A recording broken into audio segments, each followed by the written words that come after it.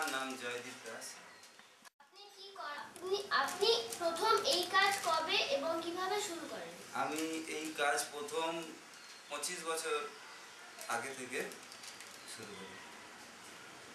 হঠাৎ এই কাজটাই কেন আপনি করলেন? এটা আমার মনে খুব ভালো লেগেছে বলে আমি এই কাজটা করছি। আপনি আপনার এই কাজটা আজকের এই ইয়াং জেনারেশনকে কি শেখাতে চান? আমি এই কাজটা অবশ্যই ইয়াং জেনারেশনকে শেখাতে চাই। এই ট্র্যাডিশনটার ভবিষ্যৎ কি আপনার কি মনে হয়? এই ট্র্যাডিশনটার ভবিষ্যৎ খুব একটা ভালো না। ভবিষ্যতে আস্তে আস্তে এই জিনিসটা উঠে যাবে। কয়েকটা ঘুড়ির নাম বলুন আর কি কি প্রকার হয় ঘুড়ি? ঘুড়ি একতে ছোট হয়, এর থেকে একটু বড় হয়। ঘুড়ির নাম হচ্ছে কোনটা কেউ পেট কাটা বলে, জিপ বলে। ঘুড়ি বানানোর জন্য ইনগ্রেডিয়েন্টস কি কি লাগে? ঘুড়ি বানানোর জন্য প্রথম হচ্ছে কাগজ, তারপর হচ্ছে কাঠি, তারপর হচ্ছে আঠা, আর যন্ত্রপাতির মধ্যে হচ্ছে ছুরি, কাঁচি।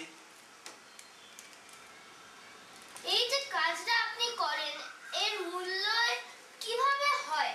মূল্যায়ন কিভাবে হয়? এই কাজটার মূল্যায়ন হয় প্রথম কাগজটার দাম, কাঠিটার দাম, আমার লেবারের দাম নিয়ে মূল্যায়ন হয়। যেমন ঘুড়ি হয় সেমনি দাম। কোন কোন বিষয়গুলো দেখা হয় এই মূল্যায়ন করার ক্ষেত্রে? কাগজ কাঠি দিক দিয়ে দেখেই মূল্যায়নটা করা হয়।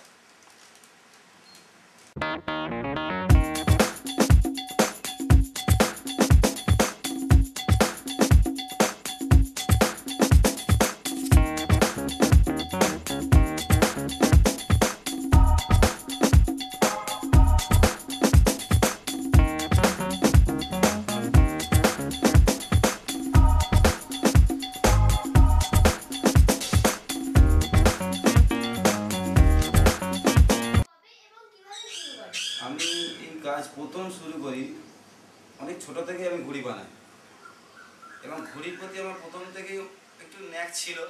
আমি নিজে মাঞ্জা সুতোও করি, আর ঘুড়ি ওড়াতে প্রথম থেকে ভালো লাগে। তারপর কি বলবো, কিছু লোকের দেখে দেখেও শিখেছি যে আরও ভালো জিনিস করব বা ভালো ঘুড়ি ওড়াবো। আমি অনেক কষ্ট করে এই ঘুড়ি বানানোটা শিখেছি, কেউ আমাকে শিখিয়ে দেয়নি। ঘুড়ি বানানোটা কেউ আমাকে শিখিয়ে দেয়নি, এটা আমার চেষ্টায় আমি ঘুড়ি বানানোটা শিখেছি। আর এই ঘুড়ি এখন আমার ধর্মতলা কলকাতা মাঠে যে কম্পিটিশান হচ্ছে, সেই কম্পিটিশানে আমি এখন ঘুড়িও সাপ্লাই করছি এবং কলকাতা লখনৌতেও আমার ঘুড়ি যায়। আমি কলকাতা মাঠে কম্পিটিশানও ঘুড়ি উড়িয়েছি এবং এখনও পর্যন্ত ওড়াই। আর অনেক ছোটরাও এই ঘুড়িতে আমার কাছে আসে, তাদের আমি ঘুড়ি ভালো ভালো ঘুড়ি দিই, ওড়াই। এর ভবিষ্যৎ হচ্ছে খুবই ভালো আছে। এখন ব্যাপার হচ্ছে প্রত্যেক জায়গায় ঘুড়ি উড়ছে। এখন কোনো সিজন পারপাস বলে না, আমরা সব সময় ঘুড়ি উড়িয়ে যাচ্ছি। এবং ছাদ এখন পাওয়া যাচ্ছে, মাঠ পাওয়া যায় না, ছাদ থেকেই সব ঘুড়ি ওড়ানো হচ্ছে। আর মাঠ থেকে ঘুড়ি ওড়াতে গেলে বড় বড় যে ধর্মতলার মাঠে বড় বড় মাঠ আছে, সেখান থেকে আমাদের ঘুড়ি ওড়াতে হয়। আর পড়াশোনার দিকে এখন বাচ্চাদের চাপ পড়ে গেছে বলে পড়াশোনা করছে, আর ঘুড়ি ওড়াতে পারছে না। কিন্তু এর ভবিষ্যৎ ভালোই। ঘুড়ি ওড়ায় প্রচুর লোকে ঘুড়ি ওড়াচ্ছে, কেউ ঘুড়ি ওড়াচ্ছে, যার ন্যাক আছে সে ঘুড়ি ওড়াচ্ছে, বুঝতে পারছেন?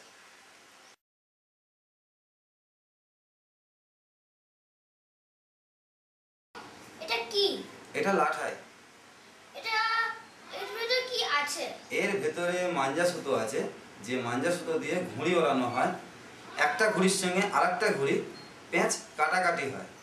এতে তুমি জিতবে, আমি হারবো। এটাই হচ্ছে আমাদের ভালো নেশা।